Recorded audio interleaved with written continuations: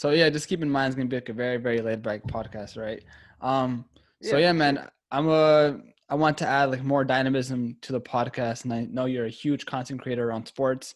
I love talking about sports, and yeah, so just tell everyone to provide us some context, like who you are, what's your name, and how did you get started in this? For sure. Yeah, so how did you We get? ready? Yeah, yeah, yeah. Oh yeah, yeah. No, no worries. My Yeah, so bad. how Oh how yeah, did you get started? so for people who don't know, my name is Nick. My TikTok moniker or handle is Nick Knows. So if you ever seen me on TikTok, I create a lot of different sports videos. What got me started is I worked in sports before. I worked in the front office of a professional indoor football team. And that league, unfortunately, they folded, went bankrupt. So I was out of a job. I've always been interested in sports. I wanted to stay in sports, but I really wasn't sure what to do. And I've always been interested in social media. I tried to start an Instagram page years ago, Philly sports, same sort of similar thing I'm doing now, but it never really took off. And then I discovered TikTok and never really created content before ever. So this is Hmm. brand new to me. I'm about a half year in sort of doing it continuously and and pretty much every day. So I figured, start with something that I enjoy. Sports have always been prevalent in my life from, you know, since I was a little kid. So I figured why not start there? I'll start to create some videos and just as sort of like a hobby, and it sort of took off from there. And I still have a lot of things I want to do and places I want to be, but for right now, I'm enjoying the process. Yeah, I think your content is very dynamic because I know on TikTok there's a lot of ways to edit the videos, but you kind of incorporate things outside of TikTok to make those edits, right? You use what, Adobe Premiere or Final Cut Pro? Yeah, so like I mentioned, I never edited a video my entire life. I use basic of the basics. I'm really not that techie. I'm not that into Hmm. computers. So I do everything from my phone. I use InShot, which is a Okay. free video editing app. It's really easy to use, very simple. And then the other one that I've recently discovered that I've really incorporated and has really helped me is called Video Leap. That allows me to put the videos and pictures in the corner of my videos, which has sort of been the way I've been setting up my content. And it also allows me to increase the volume for my voice better than the InShot app. So that those two apps are the only apps I use to edit my videos. Now, when I first started, I was doing the basic green screen behind me and me sort of just talking, but I sort of wanted to take the extra mile and take the extra step into really focusing on coming out with better quality videos, which Hmm. I think people appreciate. Oh yeah, I see you posting like a lot of content every day, and just having that different element of surprise. And when I look at your content, it looks very, very professional and it's very entertaining. And I can see why your channel has grown so fast ever since you started. Well, I appreciate that, especially considering, like I mentioned, I've never created videos or edited videos in my entire life. So this is brand new to me. Hmm. I'm a couple months in. And I'm sure I'm always trying to learn and find new ways to improve. Yeah. And did it take you a while to see that point where you were growing really fast, or was it kind of just instantaneously? It's it was very gradual. I would say it was more exponential than linear because the one piece of advice I always give to people who ask me how to grow a channel, what do I do to gain more followers and get more attention, is I do this every single day. I've only took one day off of either editing or filming or whatever the case may be since February, and that was my birthday. And I still think about it. I still think, well, maybe I should have done something on my birthday. Put some sort of work in, but I do it every single day, whether that's 2 hours or 6 to 8 hours. Depending on how long a video takes to get edited, how many pieces of content I want to come out with. I've sort of slowed my roll just a tiny bit the past couple of weeks. With TikTok's future sort of uncertain, and with people going back to school, so there's a lot less room for growth for the past couple of weeks. So I've sort of, you know, um, slowed it down in that regard. But I try to post at least twice or three times a day because you Yeah. never the unique thing about TikTok is that you never know which video is going to gain that traction and which one's going to get all of that attention. So I'm not one of those people that puts out pieces of content per day because I try to make it so that every post I upload, gets seen by my followers. It's very difficult to see 8 posts from one person a day opposed to 3. So it's really whatever works for you, but that's sort of my balance, around 2 to 3 or 4 per day. Yeah, I think a lot of people can be like, "Oh, that's like a job to me now." But if you talk about something or, rate content around something that you love, like sports, then it makes that a lot more easier, you know? And that's why I started with sports. I wouldn't be doing this for something that I'm not interested in or don't have a passion for. And it sort of is a job in a way. For people saying that they can't work and do this, that's people just not wanting to do it. Hmm. That's just another excuse. But I'm having fun doing it, and I'm excited to see what the future holds. Yeah, I think there can be a lot of opportunities. Like maybe brands can reach out to you if they haven't already. You can create your own YouTube channel and maybe down the line increase your own personal brand, kind of have your own show, your own events regarding around sports. There's so many ways that you can take this. I don't know if you thought about that, but it's really cool how you're growing so fast and there's just different avenues that you can really approach and take this to. Yeah, my thought process is, I think it's really important to have goals and sort of think about where you want to be. But I'm extremely open-minded in that, I sort of just go with it to see what's sort of next, what's over the hill. When I first started, it was really just sports news and stories. Now that sports are back, it's more predictions, what's happening that day in sports, excuse me, and fantasy, football, whatever the case may be, and things like that. So it's always evolving, and something else is always going on. So it's there's a lot of avenues, like you mentioned, and I'm really just going with it to kind of see where it goes. Yeah, man. I think sports is really important nowadays. There's not much things to do because of the whole pandemic. And so sports adds that, that element of entertainment. And since you've been doing this for like almost half a year now, kind of were the start of the pandemic, you provided a lot Hmm. of entertainment. And what's really important is not just entertainment, but information and entertainment called infotainment. That combination of the two kind of makes things a lot more, I guess, more watchable, a lot more fun to consume. And that's what you're doing, providing a lot of value to people. So what are your, just to keep it basic, what are like your favorite teams? You say you're from Jersey, South Jersey, so you're definitely a Eagles fan, right? Yeah, so all my teams, they're all Philly, teams. If I had to rank them, it's really difficult, but I'm a huge Sixers fan. Anybody that watches my channel knows that I'm just a huge Sixers fan. And it's sort of Sixers, and then a tiny, tiny step below, I would put the Eagles and Phillies. And I'm not the biggest hockey fan, but I'll root for the Flyers. I'm one of those fans where I don't really watch hockey. I'll watch the playoffs and I'll root for them.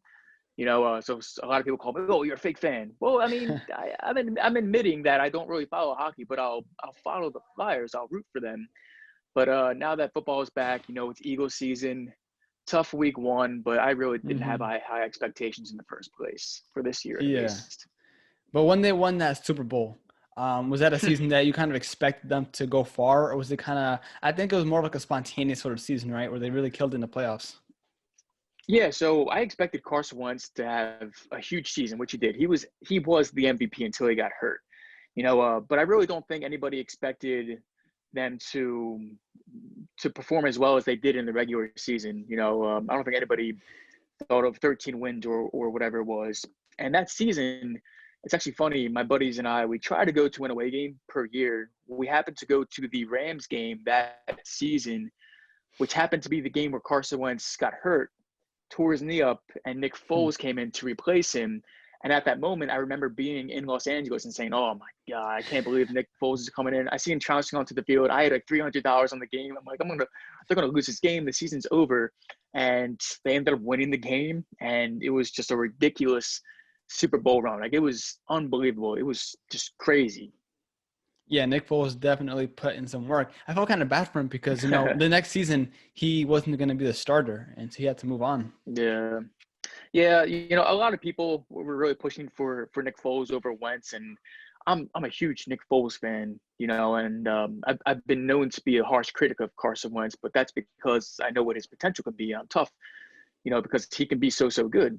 But you can't start Nick Foles over Carson Wentz. You just can't do it. So it was just sort of unfortunate that was his way out, But he's always going to have a place in Philly. He has a statue, and a lot of Hmm. people are always going to swear by, Nick Foles is the greatest Eagles quarterback and won us a Super Bowl, which I get. But he just wasn't the quarterback moving forward. But it was a crazy run. It was a heroic moment in Philly sports, especially the Eagles. Yeah. I mean, that run kind of reminded me of when the Ravens had that run in the playoffs with Joe Flacco, where he threw like 13 TDs, no interceptions, and that was kind of like unheard of, even to his standard. And there's like a huge conversation is like, oh, is he an elite quarterback now? And I think any quarterback who wins a Super Bowl is an elite quarterback. Would you agree?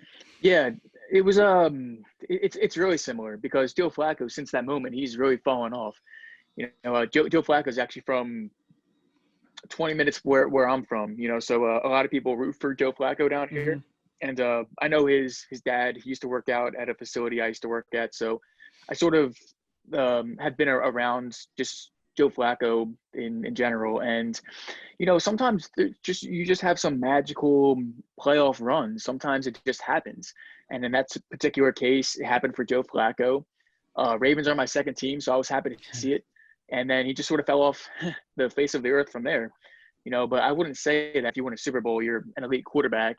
But it certainly helps, Yeah. because that's the ultimate goal is to win a Super Bowl. The stat is the score, so you can beat Philip Rivers and on the Colts. Hopefully he can win one, but I mean, people say he's a Hall of Fame quarterback, but I mean, I want to see that Super Bowl. True, true. And definitely like Eli Manning is a really interesting player too because he's won two, but yeah, people don't really consider him as an elite quarterback. He is a very interesting case because his two playoff runs are crazy runs. One was against the Patriots, who were undefeated, and a lot of people will say, two Super Bowls played consistently for 12 seasons or whatever it was, 12 to 15 seasons. He deserves a spot in the Hall of Fame, and a lot of people will sort of argue that. I'm sort of on the fence with the two. I wouldn't be upset if he got in, just because it's difficult to be a starter for that long, let alone win two Super Bowls. But besides that, he's been extremely subpar. That's why Hmm. he's so head scratching, because I don't think anybody ever really considered him elite besides the two Super Bowls. So it's a very subjective case. Giants fans obviously will say Hall of Famer elite, and then Eagles fans, other fans will say, well, he got lucky twice. So it's really subjective.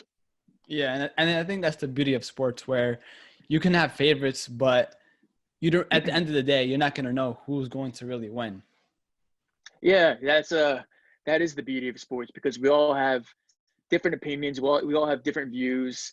I see it on a day-to-day basis. If I say something somebody else doesn't like, I have thousands of comments of people telling me why I'm wrong, this and that. But end of the day, we all have different opinions, and we're not supposed to have the same opinions. We're all fans of different teams. We all think differently. We all have different thoughts. So that's what makes sports, so great is that we can all relate to it in different ways. Yeah. Now I kind of want to change the topic a bit. Do you have like a favorite sports documentary or movie that you watched? Ooh, that's a really good question. So growing up, the answer is going to sound sort of silly, but growing up, I was a huge wrestling fan. That was sort of my first introduction into sort of sports in a way. I've always liked the Sixers, and basketball was always my favorite sport. But the movie that sort of put me over the top was Like Mike with Little Bow Wow. Yeah. So that movie, I remember watching that movie with my dad and my brother coming home playing basketball in my driveway after, pretending I'm Calvin Cambridge, and that sort of changed for me. Basketball is my thing. That's what I'm going to play if I'm going to play a sport. Obviously, I already was a fan of the Sixers. The Sixers are my team, so that sort of changed it for me. Other movies and documentaries, you know, Remember the Titans is one of my favorite movies. Just I think why that movie is so great is because, like I mentioned before, sports is the way that we can bring people who may not seem the same, something to relate with each other, and that was just a really powerful movie. I can't think of a documentary off my head, but like I mentioned with wrestling, I've read Jim Ross, his book Slobberknocker on wrestling and his career, how he got started and things like that. So I would really say that Like Mike was really at the peak of my sports documentary movies Yeah. tier. No, still no 30 for 30s? 30 for 30s, yeah, not any off the top of my head. I like The Last Dance, Oh, but yeah. none really spoke to me. The Allen Iverson one obviously was really good. I'm not sure if that was a 30 for 30 or a I Showtime think documentary, but I think it was a 30 for 30. 30 But for 30, yeah. yeah. There was one on Larry Bird and Magic Johnson, but I'll watch them all. I think they're all really interesting to kind of get in the depths of whether it's a rivalry or somebody's career, how they, going from the top to the bottom, the downfall. But none really, stood out to me as, being my favorite or whatever you want to call it. Yeah.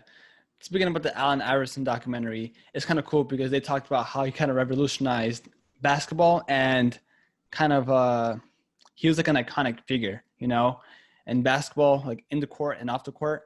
He had a different style to him that people kind of like a rapper that would like, he was like a rapper inside the court.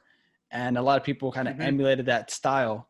And people were saying, yeah, he definitely changed the look of basketball. And A lot of now, people will say, yeah. Well, what I was going to say is that a lot of people really credit him. A lot of the players nowadays wear number 3 because of AI and credit him for changing the culture more for what it is, today, for being able to express himself, whether it's the braids or the tattoos or his attitude, or like you mentioned, sort of being like a rapper style figure playing basketball. So he really revolutionized the game and sort of opened that door for other people to really be themselves and make them more marketable and just being themselves. yeah, he definitely merged hip hop and sports, something that was kind of unheard of back in the day. Now it's kind of Oh goes yeah. hand in hand. They're like milk and cookies now, right? Yeah, exactly. It just sucks how he didn't win like any rings, but he's still like a Oh phenomenal man, player. man, you're telling me if anybody But deserves one, he's at the top of yeah, my list. but he's still like a Hall of Famer in my opinion. Like he's still Oh elite, yeah. That goes to show like you don't have. I mean, of course you want to win trophies, but sometimes you're not in the right team, not in the right time and place to win something. So it's just very unfortunate. But Yeah, he fell into the Shaq and Kobe oh era where yeah, they won the 3 straight, and no answer for Shaq. So that the Sixers beat the Lakers, the only team to beat them in the playoffs that season. The hmm Lakers went, what was it, 13 or 14-1, and the one loss was game 1 of the finals to the Sixers when AI stepped over Tyrone Lue. So yeah. it just didn't work out. But still a Hall of Fame player, still one of the best ever. You think that if Shaq and Kobe played like together like forever, that they would have won a lot more championships? Oof, man, yeah, definitely. And the reason I say that is because Kobe won 2 more without Shaq, and Shaq won without Kobe. So if they were able to, put their differences aside and stay together for their careers, I mean, are we talking more than 6, more than Jordan? I mean, I think we might be, because they were still dominant players when they weren't with each other. So it would have been ridiculously scary. I would say more than 6, considering they both won hmm after they departed from each other. Yeah, I enjoy watching like kind of trash talking videos in sports or like just sports stories in general, right? And I think it was like Kobe's debut season, his rookie season, and Shaq was there, and Kobe wasn't afraid of no one. And there was a point where I think Mm-hmm. Kobe threw his hands up at Shaq, and Shaq is like, he's huge. No one's gonna go against Shaq, but Kobe he wasn't scared, and like ever since that Yep. day, his team has given him like mad respect, and I kind of showed you like the competitiveness of Kobe, and I didn't know Kobe had like just listening to Kobe's story and like how he had that work ethic, kind of like MJ, and it's true what he says. I think he said like once you make it into the NBA, you kind of like chill out because you have that nice juicy contract. You've made it. You don't have to be as competitive as before. And for him, you had that hunger, and he just continued where everyone else fell off. And that's why he became like one of the greatest players of all time in NBA history. Yeah, I mean, just speaking on Kobe, talk about 2020, in a nutshell. People were more upset about the passing of Kobe, RP, than some, distant family members, because he was that influential and had that big of an impact on people's lives, especially, someone like me who was born in the early 90s, who went through the Kobe years, unlike MJ, who was sort of before me. I can really only see highlights and clips. Kobe and LeBron are sort of, I would say, my generation sort of MJ type of player. So to see that happen it was super sad and really upsetting. And he had such a big impact, and he's people would argue he's one of the top two ever. Oh, definitely. And this is just cool that he stayed in the Lakers practically his whole life, his whole career. You don't really see that in any sports. Everyone goes from one team to the other, but he's just so loyal, and that's what makes him so iconic as well. Mm-hmm. Now, speaking about watching highlights, I definitely enjoy watching Michael Jordan highlights, older highlights of basketball.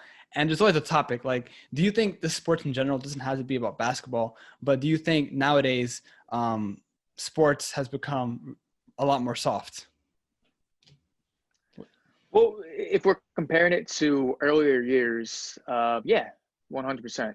Just from seeing how the game was played and the style that it was played from the 80s and 90s to now, I think a lot of it has to do with the 3-point line, being introduced, I think, in the 70s, and more people stepping out and smaller guys stepping onto the court and developing a shot, opposed to it was just dominated by bigs. So of course there's going to be less physicality. So I think it's just sort of the evolution of the game. But now with social media, I think social media has a huge impact on it, because if some guy gets a hard foul and it wasn't called, everybody's going to go to Twitter or these other social media platforms and complain about it, and then it's going to get back to the league, and then it's just more.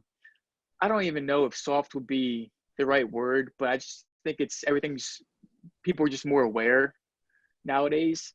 Mm-hmm. And people are more quick to point things out. Back then it was just, you saw it on TV and that was it. You don't go to YouTube. You can't put your input in there. You can't leave comments. You got to read the newspaper if you missed it, So I think it's just more accessible nowadays. So more people are going to voice their opinions. More people are going to play judge. And that's going to lead to more rules being implemented and people just being more soft in general, I guess you could say. Yeah, because there's always the debate again of what is it? What's the legendary team with Bird, Michael Jordan, Charles Barkley, the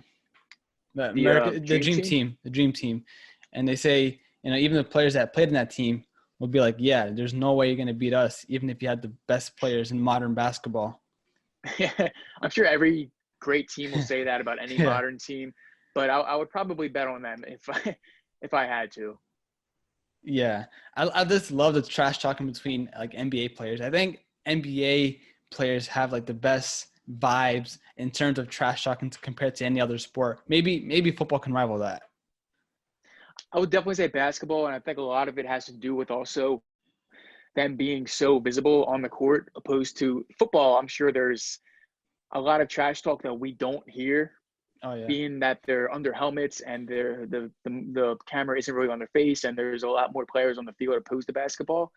I'm sure there's a lot more trash talk that happens, on the gridiron that we don't hear about. Especially when guys are hitting each other and being that physical. Guys are going to be giving it to each other, with the trash talk.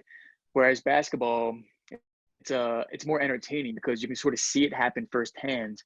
And then the same thing with the social media, it sort of migrates into social media, piggybacking off what I mentioned with the NFL, with for an example, Cam Newton on Instagram posting something, and then Dolphins players commenting on it. So you get to see the trash talk, and then that hypes up the next game and things like that. So I think trash talking is a good thing, for sports, but I think it's definitely the best in basketball. Yeah, I just watched a whole compilation on that, and it's just so fun to watch. But unfortunately, they censor a lot of it live. So you kind of have to go deep into YouTube to find those videos. Now, Yeah, and you know what? I see why they do it because they have a younger audience. mhm. But I would like an option to where everything can just be what's happening right then and there, raw. You know, because I want to see what's actually being said, how the game's being played, and I don't want to see it censored. You know, obviously, I see why they do. You know, Yeah. with a younger audience, but I think it'd be cool to have an option to be able to hear all the players as the game's going on, which might be not too far away if fans aren't going to be there next year either. They're going to find new ways to connect and intertwine the fans with the players. Yeah, I think if you do add that element, it'll make the game a lot more emotional, more raw, more passionate. So it'll add like a Yeah, different element. exactly. Now, do you like to watch the UFC or any fighting stuff as well? Yeah, so I was a huge UFC fan a while back ago. I'd say maybe 8 to 10 years ago. I was super into it. I mean, like if there was a UFC pay-per-view, you know, that was like an event for my friends and I. You know, we would all go to somebody's house, you know, get some food, drink. Um, we'd all place our bets on the fights. It's a lot easier now with FanDuel and DraftKings and things like that. But we would do side things and things of that nature. My favorite fighter was George St. Pierre. I really liked Anthony Johnson was a random one I always use in UFC games. Anderson Silva was one of my favorites. I don't watch it as much as I used to, but I try to. But I would definitely say I'm a UFC fan for sure. Yeah, I've watched the most recent ones.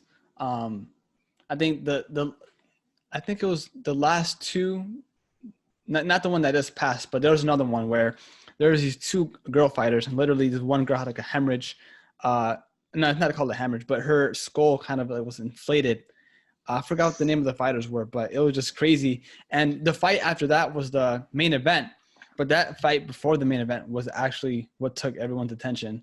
Um, but yeah, I definitely love UFC because it's so violent, and like it's kind of like a new sport that kind of popped up. I mean, of course, I don't remember UFC going from ground zero to what it is today, but it's just cool to see different art forms going at each other. You know, you can have jujitsu, this pure boxing, and that's why I think it's better than boxing in general, because you see different art forms in one arena.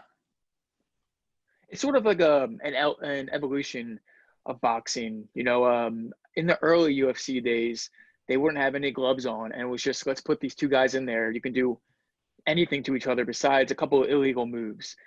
And now it's sort of grown to a really mainstream sport that people really enjoy. And I think the biggest similarity between boxing and UFC, and what I love most about it, is that you can be an underdog and the fight can end in one punch. You know, you could be losing the entire fight, but if someone gets caught once or somebody throws the wrong punch and slips up, like the fight could be over just like that. So you never know, even if you're leading the entire game. You know, if you're up 50-10 in the football game, it's over. Yeah. But if you're losing the first 4 rounds going into round 5, that person can still win with a knockout or a submission. So I think that's why people are so drawn to it, and it's so entertaining. And of course, McGregor sort of elevated it the past couple of years with his mic skills. You know, it's very similar to wrestling, WWE. I was a big WWF fan. You know, it's not always so much about what happens in the ring, but outside the ring, sort of promoting the fight and building it up. You know, so I think McGregor really put it over the top the past couple of years because of his not only his skills in the ring, but outside the ring. Yeah, I think there's definitely a factor of intimidating your opponent outside the ring. I was watching Oh yeah. these Mike Tyson videos, and Oh, you know, he was telling the story. I forgot who he fought, the name of his opponent, but they're in their respective locker rooms, right? And they're putting on the gloves, getting prepared for the fight and whatnot. And the story goes that one of the trainers from the Mike Tyson's opponent was complaining about something, and then they waited like another 30 minutes till the fight was delayed, and eventually they kind of crossed paths. I think the problem was that Mike Tyson's glove was too light. I think there's like a certain rule that you need to have certain padding or a certain amount of ounces of padding. Anyways, so the other fighter was kind of making excuses about that. And Mike Tyson was like really, really upset. So he punched the wall and made a huge noise. And the opponent heard that, you know, and he was shook. And so when they both walked into the arena, into the boxing rink, Mike Tyson just stared him down. And he said once he saw like a split second of him looking away and not concentrating on Mike Tyson's eyes, he said he knew he won the fight. So he said most of it is just psychological, and you can act tough, but once you kind of show that moment of fear, of weakness, then Mike Tyson just knew that you're going to get knocked out.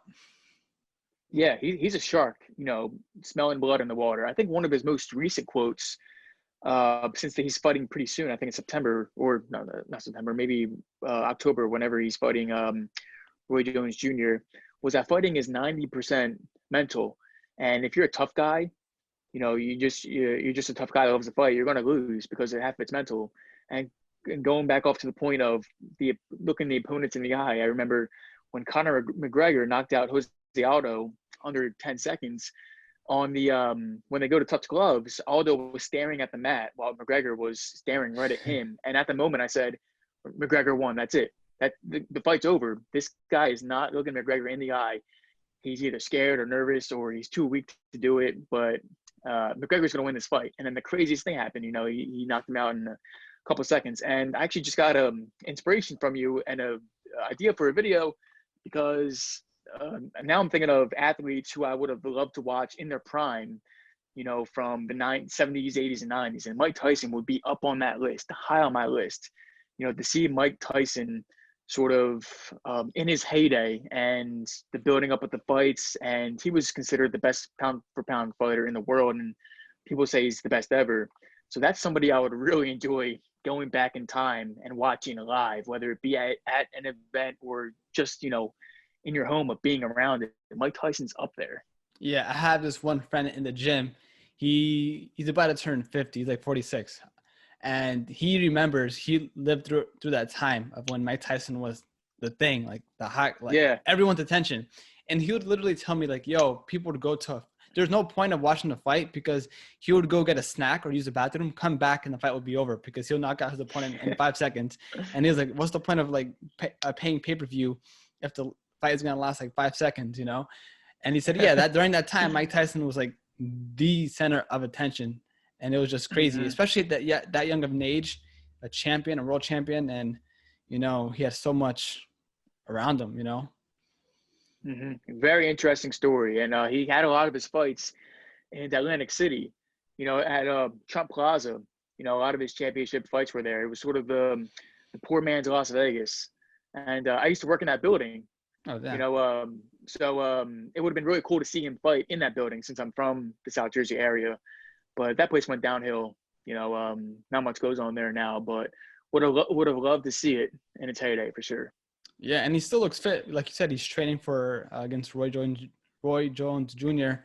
And he's still doing a lot. He's still a figure today. That card is ridiculous. You got what's his name? Nate Robinson fighting Jake Paul. I don't know how that's a thing. I don't know how that came about or why it's coming about. But that's. I mean, look, I'm gonna pay whatever to watch it, so I guess that's the reason. But Mike Tyson fighting in his 50s, I definitely definitely can't wait to see that. You're talking about like celebrities kind of fighting each other? Yeah, Nate Robinson versus Jake Paul. Oh yeah. I don't know what the height differentiation is. I think Nate Robinson's maybe 5'11". Jake Paul maybe 6'3", so Jake Paul is bigger, but Nate Robinson is an NBA player. It's not count him out. I know Jake Paul had a couple fights, but that's going to be interesting. I haven't looked at the line and what the betting odds are. I'm curious to see who's favored, but I can't wait to watch it. What was the other one that Jake Paul? He fought someone and he lost, right? He fought some other YouTuber. I'm not sure, but he won. I saw he won a fight. I don't know if he lost one, but he fought somebody and won pretty handedly. So I mean, people might, give him the edge over Nate Robinson. It's going to be interesting to see. Yeah. Another topic similar, I guess it is fighting too. People say Bruce Lee was an incredible fighter, but we only see him in the movies. Do you kind of have like any sort of opinion as to is he like a legit fighter or just a pure entertainer? That's a really good question. And it's funny that you asked that, because I was watching something the other day where people were going back and forth about Bruce Lee as a fighter and Bruce Lee as an actor. Was he just an actor who knew mixed martial arts, or was he a real fighter who was also a good actor? And if we've seen the Tarantino movie, the name escapes me. Please tell me what it is. DiCaprio and Brad Pitt with the Manson family. Yeah, the name of the movie? Yeah. Once Upon a Time in Hollywood? Yeah. Yeah. Once Upon a Time in Hollywood. If you've seen that movie, you've seen Yeah. They the made fun scene of where Bruce Lee, he gets his ass kicked and he gets thrown Yeah. against the door. And, Tarantino sort of portraying him as a little wimpy guy who's just like a prima donna actor who has all these crazy moves, but is not a real good fighter. And I don't, I really don't know. I watched the Bruce Lee documentary and I wasn't that impressed by it. I thought it was I thought it was whatever. And it was right after The Last Dance. So it was really hyped up and it was really built up with that and the Sosa McGuire documentary. So I watched it and it was okay, I guess. I love the Bruce Lee movies. I love the Kung Fu movies growing up. Those are my favorite things to watch. But him as a real fighter, I don't know. I'm sure he would, kick anyone's ass at his size. But it's really hard to find that fine line of, is he more of an actor that's a mixed martial artist, or is he more of a fighter because of his mixed martial artist skills? Yeah, and there's not enough footage to kind of say. Only the people that knew him personally can have a better word. But for us, and I'm sure the people who knew him are going to talk him up and say, he'll beat anybody. So that's just, we take it for what it is. But if you put him in, let's say, an octagon with a professionally trained UFC fighter, I think at the same size and sort of body stature, I think it'd be interesting. Yeah, that's the kind of like everyone's sort of fantasy of seeing that. But that'd be awesome. Another fighter, who's an actor. Do you know Michael J. White? He's like huge. Michael J. White. Have you watched the movie Bone? Or he's like in a bunch of like action films. Now that I see him, I know who he is, but I haven't seen that movie, but I do recognize him. Yeah, and he said he's like a black belt in like many different art forms, fighting forms, and he knows a lot. He's obsessive about fighting, but he brought up a good point that he didn't want to go into professional fighting because he knows that that's kind of you can make a lot of money. However, you have a limited time of making that money. You're not going to have a very long career, or you can get injured. And then once you're done, what's next? So we kind of took the route of acting and doing other projects to, make more income instead of just concentrating on fighting. And he said, he could have easily gone into the UFC, but he just kind of chose not to. And of course, in the movies, he directs them, he acts in them. You can, of course, add a lot of things, but he has a huge background in fighting. And you can kind of see that. I think like growing up, one of my favorite like movies, it's totally fake though, but it's kind of based on true stories, like Ip Man or IP Man. When he fought like Mike Tyson in that one movie. And that's kind of like the basis of how Bruce Lee learned his techniques of fighting. Interesting. No, I haven't seen that movie, and I think a lot of people, if they had to choose between acting and fighting, depending on your passion for the sport, I don't think UFC fighters really make that much unless you get to that tier where you're a perennial title contender. If you're a guy who has a UFC debut and you lose, and they drop you for somebody else, and it's tough to get back in, it's not an ideal career choice. Especially you have to be at the right age, you have to be in your prime. So many things have to go right, to make to really make it in the UFC. But obviously, I respect everybody that whose dreams and aspirations are to make it to the UFC, make it to the big time. It's a hell of a grind. It's up there with the toughest grinds in sports. But it's risky. So I don't blame him for taking that route. Especially when the degree of difficulty is so high. Yeah, I think there's like a podcast on Tito Ortiz, and he had like mad surgeries, and of course he made a lot of money, but it comes at a cost due to health. So, but yeah, I was gonna say real quick. Same with wrestling. I know a lot of people shit on wrestling. Oh, it's fake. It's this and that. It's choreographed. I mean, yeah, obviously, the moves are fabricated, but the thing that's really compelling about wrestling to me is that they do shows every single week. So a lot of the time you're on the road. I learned a lot of that from the book that I mentioned, Slobber Knocker, and watching documentaries. How a career in wrestling is, you see a lot of deaths in wrestling. Imagine if an Eddie Guerrero incident happened in the NFL. People would be fathomed in wrestling. I'm not saying that's normal, but for people who get addicted to these painkillers, and they take all these bumps and bruises, and they're constantly on the road, don't see family, get into the drinking, get into the drugs and the alcohol. It is a crazy lifestyle.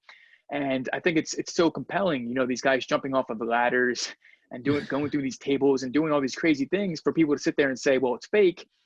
I mean, yeah, the moves are not meant to hurt somebody, but it's anything, but fake, in that Mm-hmm. sense. So, and that's just me speaking as a wrestling fan, you know, but it's sort of the same thing. It's a tough life and it's a tough career. And looking back, a lot of people, really die at a young age, whether it be from those recovering from surgeries. A lot of people get addicted to painkillers, like I mentioned, and things like that. So it's brutal. It's not for everybody. Yeah. Something that really confused me in terms of wrestling is like, okay, you have John Cena, who everyone knows him. He's won a lot of titles.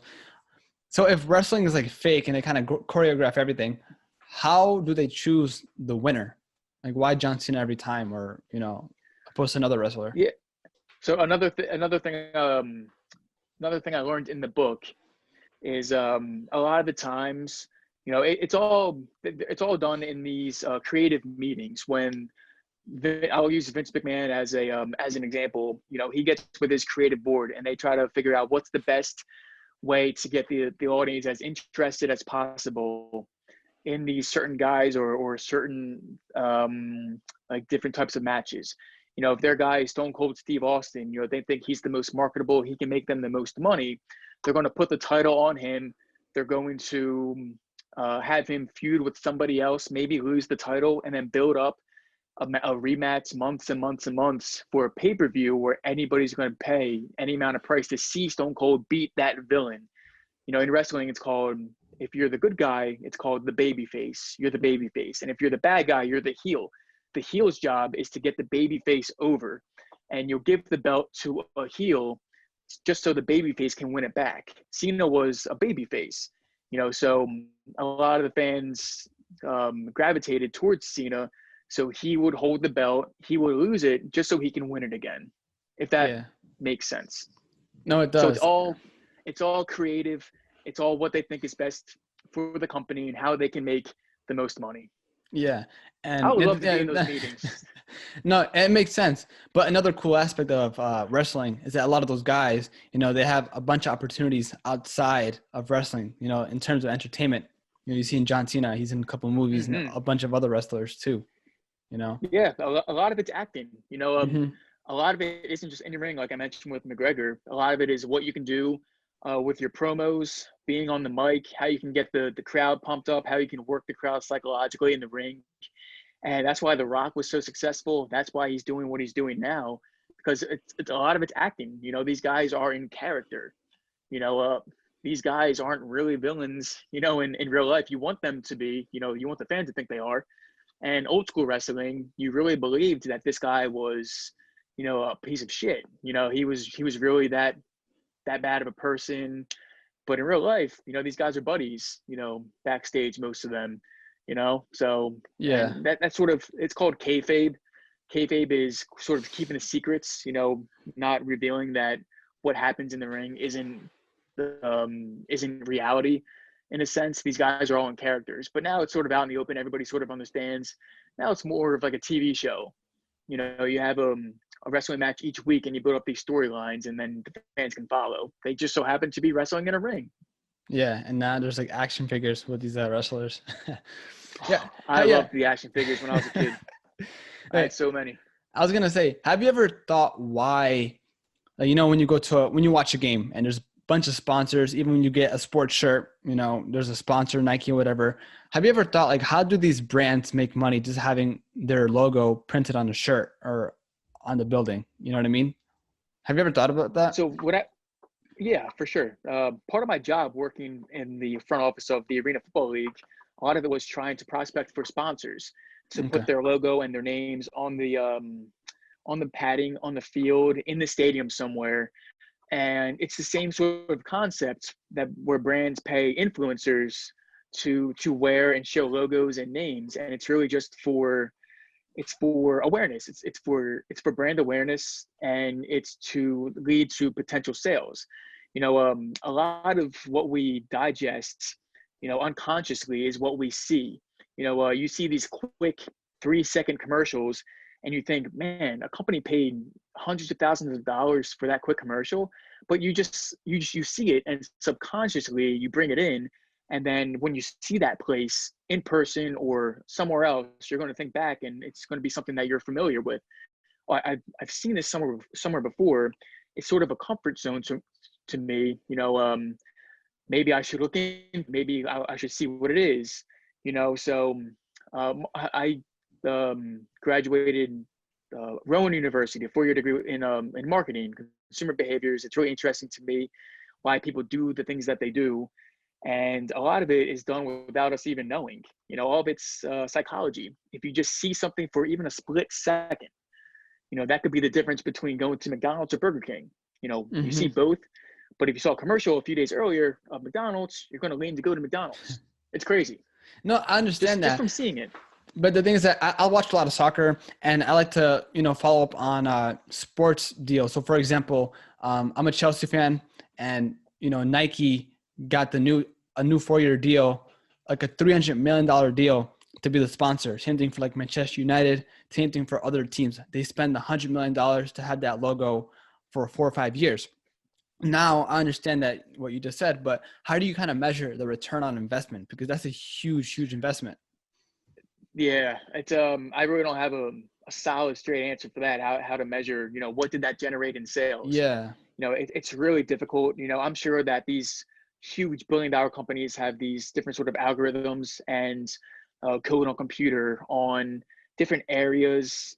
Like for Chelsea, for example, what's the likelihood that somebody in that area by the stadium buys Nike opposed to Reebok? I'm sure they have all those analytics, somewhere, so they can just, I guess, make the best educated guess possible. That's sort of just the way I think about it. But my assumption is that a lot of these companies that bring in these billions of dollars, they need to spend it somehow, Mm-hmm. and a large majority of them are going to want to spend it on marketing and visibility and awareness. Now, when it comes to the return on investment, the ROI, how do we measure that? Um, I Yeah. it's a crazy It's, question it's a because tricky one. Yeah. it's not a direct sale. It's not just, okay, this is what we put into it. This is our product that costs $5. People are buying it for this price. This is our return. So I'm sure that there's numbers on it and algorithms on it, but I would love to see what Nike has to say about that. I think Yeah. that's extremely interesting. Mm-hmm. It's also really interesting. Red Bull, they're an energy Hmm. drink, but they have like a lot of sports teams, a whole bunch of events. They sponsor a whole bunch of players. And you would kind of think that they're like a sports media, sports management company, but they do that along with the energy drink. So it's kind of cool to see. Hmm. It's kind of like Coca-Cola having their own sports team, kind of weird, but you see Red Bull doing it, and it's really cool concept. Yeah, it's actually funny. I did a project in college where we took a Red Bull and a Monster, and we looked at the two side by side, how they're placed in different stores, and what the likelihood of buying a Red Bull or Monster over the other, vice versa, is. And how each company markets where they want to be placed in the store, who buys it, who they're trying to target, and things like that. The Red Bulls are, I think that's the name of a soccer team in New York Red Yeah. Bulls, right? Mm-hmm. And then Yeah. Germany's one. So, when you think of energy drinks, obviously you think of like Monster took the route of like the X Games, of motocross and like snowboarding and things like that, just like skateboarding. They sort of took that niche. And then I guess Red Bull took the niche of soccer, sort of similar to like X Games and things like that, just like high energy, sort of different activities. So I see why it's interesting to me. Yeah. And then some energy drinks are more geared to gamers. Now with sports, with esports gaming, it's kind of a huge thing now. People say it's going to be a huge Yeah, it's going to generate a lot of gaming revenue compared to for the sure. sports we have right now. That makes a lot of sense. And the funny thing is that the drink has nothing to do with gaming. It's just how it's marketed. Why would a gamer drink a Monster over a Red Bull? They probably wouldn't, or they probably don't care, but it's just how it's marketed. If you're creating an energy drink for a woman, is a woman going to go for a Monster or a Red Bull? They're going to go for a Red Bull because it's smaller and more slim. For the craziest thing that's happening right now, especially, I'm 27, so my friends and I, it's obviously difficult to go out and go to bars or whatever with COVID. But you're seeing this jump in these seltzers. You got White Oh, Claws, you got Truly, you got Bud Light coming out with a seltzer, and it's all marketing. I see online these high school kids are drinking these seltzers at parties. For me, it was like a Keystone or a Miller Lite. Now it's crazy that my high school generation was like the cheaper beer, and now it's sort of like the more high end seltzers. That's sort of like the drink of choice, and it's not because of the taste, it's because of how it's marketed. And that to me is just so interesting, and I love to think about it, and I love to talk about it. And I my friends and I now will buy like a Truly because these actually taste good. And the alcohol content's actually not so bad compared to beers. yeah. Now we're starting to get sucked into the trap. It's exactly what it is. It's a trap. Yeah, I'm not a huge drinker myself. I actually rarely drink, but it seems that those seltzers literally spawned out of nowhere. It kind of Yep. seemed like someone just flipped a switch and everyone just went to seltzers. I think a lot of people might say, "Oh, yeah, it's a girly drink," but now that I Mm-hmm. really think about it, it's very unisex. Anyone is drinking it. Both male and female, they love it. The flavors, alcohol content is low, and you can see why it's so popular. And plus, the marketing, Especially of course. in 2020, now what probably the most sensitive, group to ever exist. If I'm gonna do, like I said, my friends and I, we got a couple Trulies. A couple of years ago, we would get blasted by our other friends. Like, why are you guys buying that? This girly drink. But now it's just like accepted. So it's like cool. So like nobody like really cares like as much as they used to, which is just it's just crazy to me. Yeah, we'll see like in the Super Bowl, how like Bud Light is kind of like the sponsor or they make like a lot of commercials in the Super Bowl.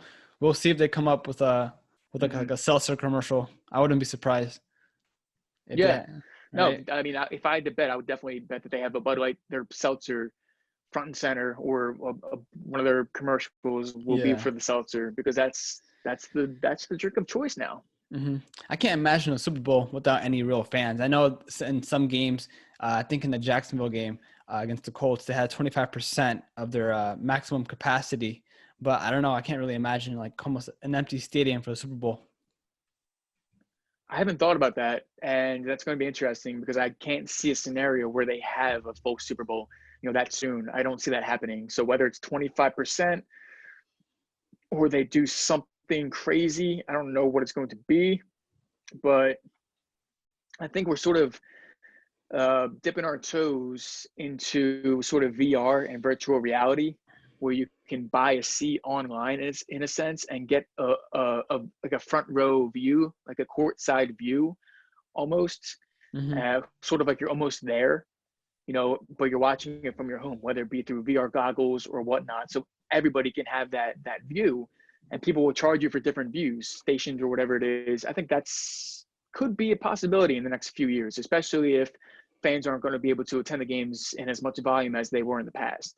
So whether it's setting up cameras throughout the entire arena and going online and just purchasing a view, I think that's going to be interesting. Yeah, I I mean, hope it doesn't get. I hope it doesn't get to that because I love going to the games. But I definitely see that in the future for sure as VR grows, yeah, because all these teams, it's a huge source of revenue. Ticket sales and stuff alike. It's a huge source of revenue, especially and they're for getting baseball. lost.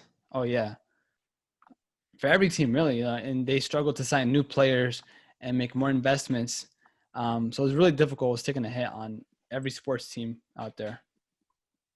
Yeah, I mean, I hope it gets better come next year, but I really don't see a scenario come Super Bowl time where fans are Yeah, allowed back in full time. I hope so, yeah, but I just don't see it.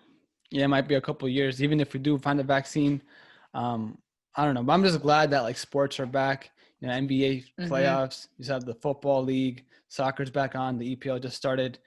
Of course, the UFC, tennis, U.S. Open just finished. So we're lucky in that respect that we get to see some sports, though. You know. For sure, I think I saw online the other day. It was the first time ever in history that the NBA was played on the same day as NFL, MLS, NHL. It was just crazy. Like, man, like there's a lot of firsts in 2020. Like this is the first time this has ever happened, and hopefully it gets back to normal pretty soon. But like you said, just glad to have sports back at this For sure, point. man. So, Yannick, I don't want to take too much of your time. I'm really glad that you're here. So, where can people find you so they can hit you up and just check out your content? Yeah, so if you have a TikTok account, my TikTok username is Nick underscore Nick underscore knows KNOWS, and I get this question all the time. Well, do you know? Do you know everything? And you're gonna have to go to my page to find out. So you gotta check out my page. It's all sports content, sports news, sports stories, facts, things that you may have never heard before. You'll definitely learn something. You'll get to see all my predictions, what I think, my thought process. You get to make fun of me for being a Philly fan. Eagles just lost. So if you're a sports fan or have any sort of interest in sports, I think my page is for you. My Instagram is it's my personal Instagram is Nick Kralle. It's Kralle. I don't post as much Hmm. as there. I'm not as active. TikTok is definitely where you want to find me. Yeah, so I'll add that to the show notes so anyone can click on that link. All right. So yeah, man.